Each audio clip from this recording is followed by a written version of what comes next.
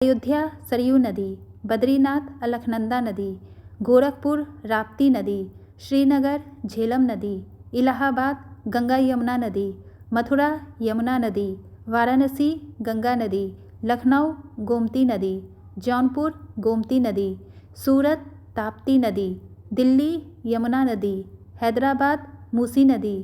आगरा यमुना नदी, कानपुर गंगा नदी, कोलकाता हुगली नदी, अहमदाबाद साबरमती नदी,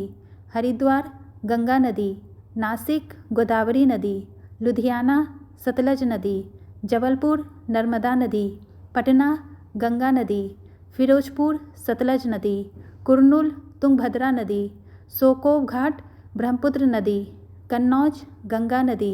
जमशेदपुर स्वर्णरेखा नदी, पंढरपुर भीमा नदी, बरेली रामगंगा नदी,